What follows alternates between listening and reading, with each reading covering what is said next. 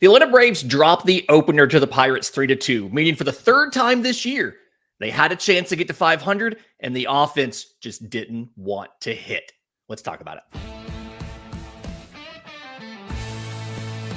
This is the Braves Postcast, your instant game reaction for the Atlanta Braves. Part of the Locked On Podcast Network, your team every day. Yes, welcome on into the Braves Postcast, part of Locked On Sports Atlanta, where we cover your Atlanta sports teams each and every day. I'm your host, Lindsay Crosby, author of the Braves Today newsletter over at bravestoday.com. You can follow me on social media at Crosby Baseball. That's Jake Mastroianni, host of Locked On Braves, at Shortstop Ball on the social media. And Jake, Braves dropped the opener 3-2 to the Pirates. We're going to get into some of the positives because, believe it or not, there was positives from this outing. Whether it was position players looking good, a few of them. Bryce Elder having what I thought was a really good start. But first, we've just got to talk about the third time this year when you've had the ability to win a game to get to 500, and the Braves offense just does not show up until the ninth inning. You finish with 7 hits, but you only get, I think, 2 off of Bailey Falter and no runs in the first 6 innings of the game. It's kind of the same story we've been talking about now. It feels like the entire season. Yeah, outside of like a 2-week stretch ending with that series in Colorado where this looked like a completely different offense. They were putting the ball in play, not striking out as much. And even in that stretch, they weren't hitting a lot of home runs, but it just felt like a more fluid offense top to bottom. But now we're looking at a 10 game stretch where it has just been absolutely rough for them to score runs. And you got to score runs to win the game, Lindsay. That's what they tell me. So it's frustrating because I feel like they should be better than this. The offense should be better than what they are. And it's frustrating. There's really no other word to put it. And now you've had 3 chances to get back to 500 and hopefully get over that hump. And you can't get it done. And you can't get it done against a Pirates team that just fired their manager. That's off to a terrible start. And look, I felt like the Braves lost this game more than the Pirates won this game tonight. I mean, it was a very winnable ball game for you, and your team just didn't show up. And look, I can make excuses for them. You had a late game the night before, a very exhausting game that you won in extra innings. You got to fly out after that, which, again, I don't know why they played a night game when you got to fly the next day. That didn't make sense, but that's excuses. And this is not a pitcher that should be dominating you like that, and just bad at bats by the offense up and down. Yeah, I mean, this is something. The Braves finished this game with 7 hits. But as you enter the final 2 innings, you had 4 hits, and they came from 2 guys. Austin Riley had 2, and Nick Allen, batting 9th, had 2. And that was it. Everybody else was at an offer. And you get a couple more. Eli White gets, a very good. He had the triple to lead off the ninth. Yeah, like very good. Gets on third base. You bring him in. That's the only hit you had all game with runners in scoring position. I think 1 for 7 in that regard. But just it's the same story. The ability to grab a victory there and not get it. And the thing that there's a couple aspects of tonight's game that I want to discuss. The first one is you gave Alex Verdugo the night off, right? And so that means you need a new leadoff hitter. The Braves go with Ozzie Albies leading off instead of other options. Eli White feels like he would have been a decent option given the speed. He can bunt for a hit, can steal, things like that. Is it about time to end the Ozzie Albies at leadoff experiment if you're not going to have Verdugo in there and until Ronald's back? Almost feels like you need to go with somebody else, not Michael Harris, not Ozzie Albies. I'd give Eli White a shot, but maybe that's just me. I think he is really the only other option. I do agree. I think you have to end the days of Ozzie and Michael Harris trying to bat leadoff. Just let them bat 5, 6, 7 in the order, and just don't put them back to back, please. Yeah, split them up in the middle, but just keep them in the middle towards the bottom and just let them be. But they're not leadoff hitters. And again, the Braves might not have one right now. And I hate to put so much pressure on Ronald, but the lineup just doesn't function very well without a good leadoff hitter. And that's going to be true of most lineups. But Alex, look, I just talked about that stretch when this Braves offense was actually clicking and doing well. And it's when Alex Verdugo goes at the top, getting on base and doing well. Now he's cooled off and you take him out of the lineup.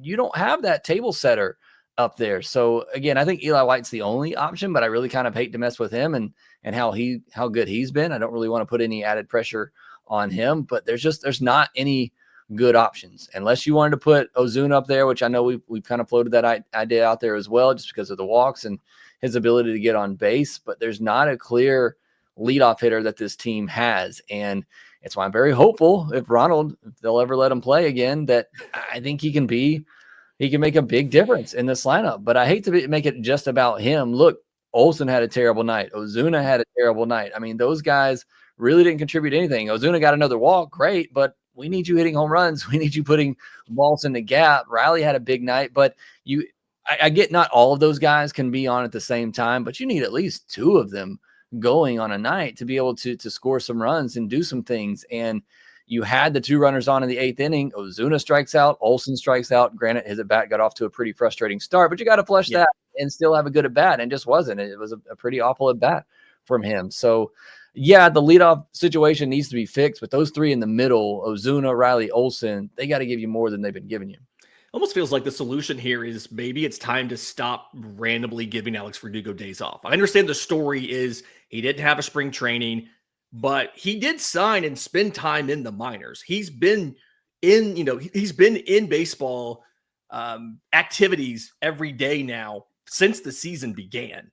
And I understand maybe you don't want him to face a lefty or whatever, but just feels like you've got to figure something out here. Then again, kind of getting back to if it's not Verdugo, it needs to be Eli White over Ozzy or Michael Harris. On the Marcell Ozuna note, I don't think we've kind of maybe realized the last 15 games, he's batting .214. He has exactly 1 home run and he has 15 strikeouts to 9 walks. So even like his on base the last 2 weeks is .328. So like, yes, he's having a very good season. For the season, his on base is still .425. His average is like .269. But even right now, he's a little bit cold, and we've seen that obviously a lot recently. We saw that tonight.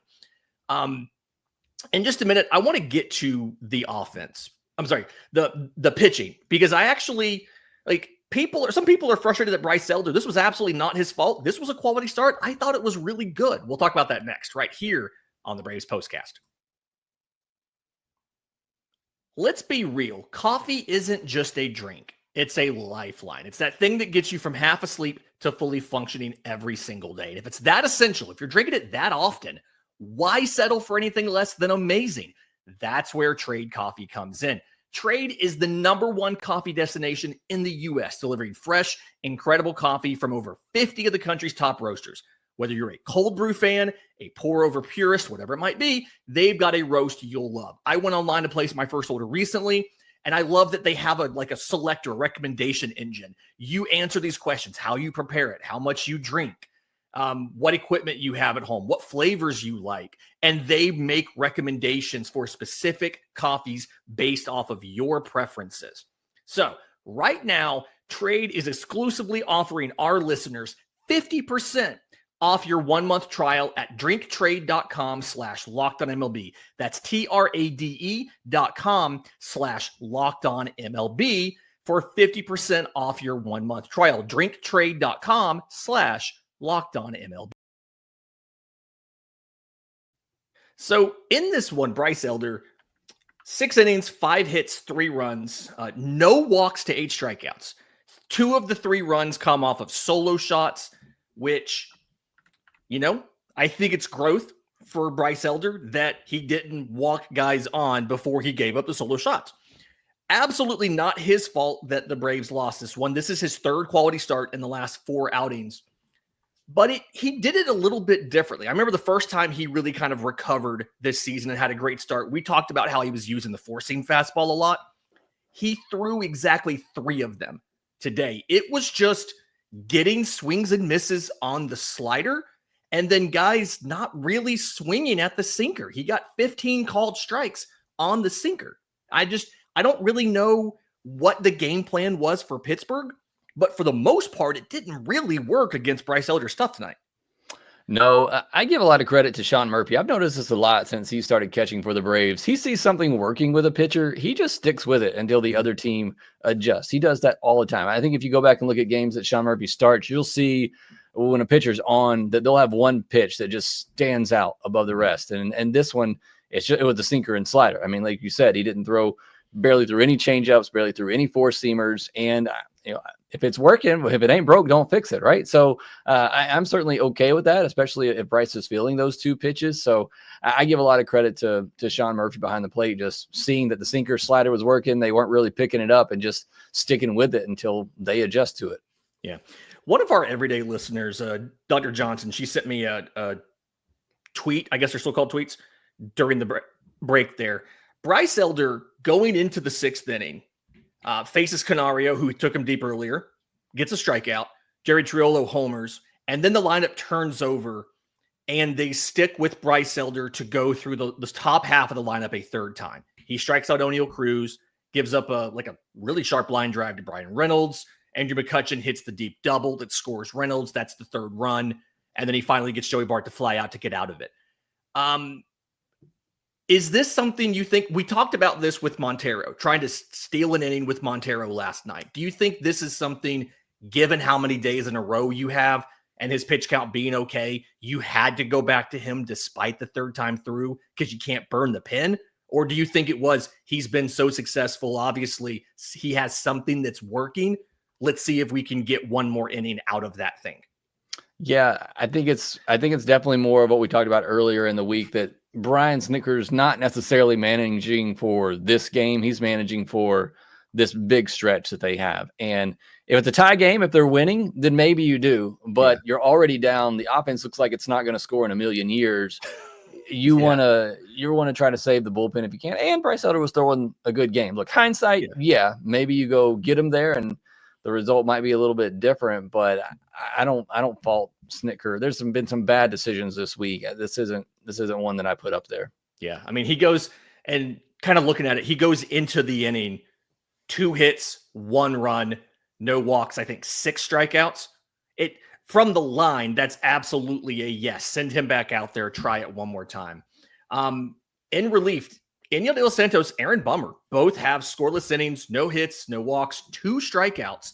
It really feels like just about every position in that pin is settled, simply from a perspective of like just about every guy, with the exception of maybe Montero, is pitching really well right now. Is this... I'm trying to figure out here, is there any other places you can get some sort of advantage because the offense is not necessarily there? Is there room to add a Craig Kimbrell? Is this something where you need to put Drake Baldwin in the lineup more? Like, how can you adjust to work around an anemic offense? Or is there just, it doesn't matter what you do on the margins? If Matt Olson and Ozzie Albies and those guys aren't hitting, it doesn't matter. Yeah, I mean, it's easy to sit here and play armchair quarterback and say you can't bet this guy lead off. You can't bench him.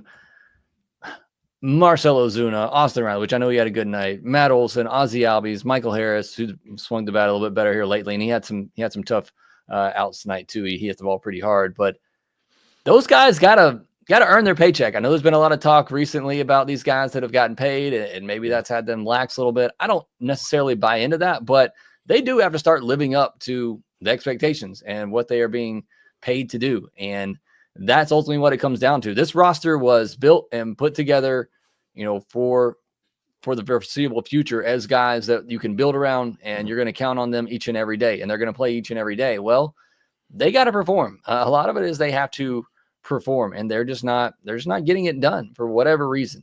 And so, you can maybe tweak some things here or there. Maybe try Eli White at leadoff. Certainly stop putting Ozzie and Michael Harris there. Play Verdugo more. But if those core guys that I mentioned, if they're not going to step up and you can't get at least 2 or 3 of them going at a time, because I realize, again, not everybody can hit at the same time.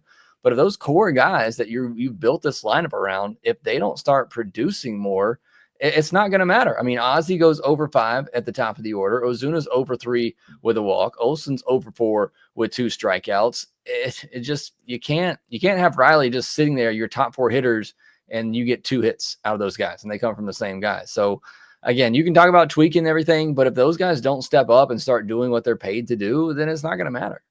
Yeah. That's I really can't add on to that at all. Like that's 100% correct. All right. Game 2 tomorrow. This is going to be AJ Smith-Shawver versus Andrew Heaney. Game time's 4:05 Eastern.